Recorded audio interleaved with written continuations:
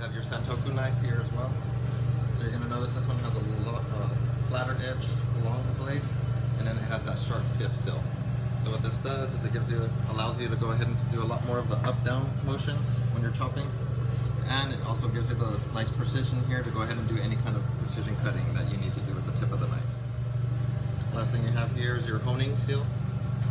If you don't have one, I would highly recommend getting one. It's a little easier than actually sharpening your knives too often, because then when you're sharpening, you're taking a lot of the metal off.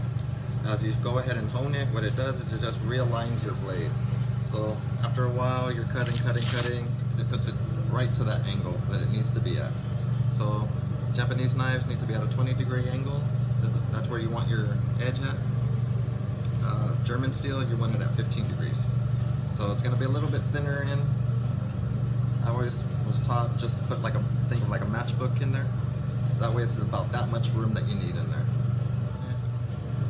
So we're just going to get it from the back end of the knife, and you'll hear that just enough pressure just to keep it along the knife.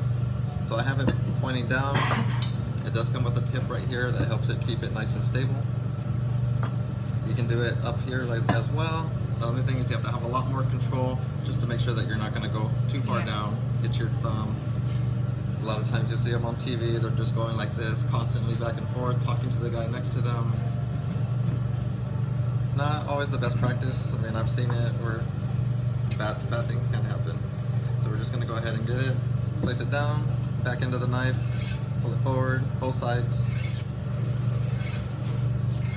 So you can kind of hear it scraping on there, going ahead and removing. Whatever's most comfortable isn't always the safest. So just to go ahead and show you just proper technique to go ahead and hold a knife.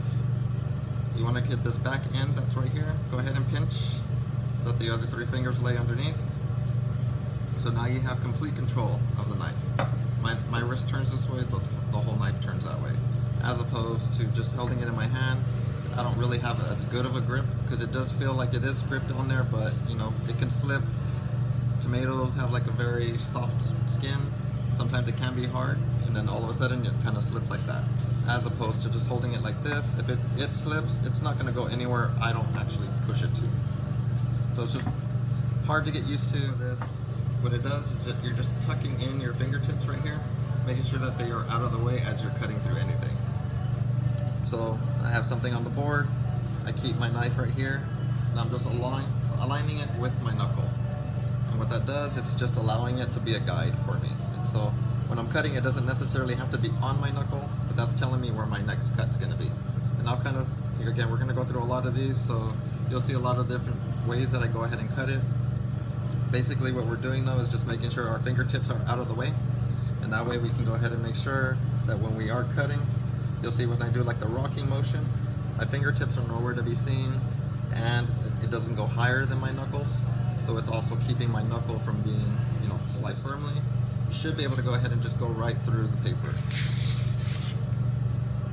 So that's how you'll know blade is aligned. This one still needs a little bit of work, but I'll show you the one that this one's a little newer, so it goes right through.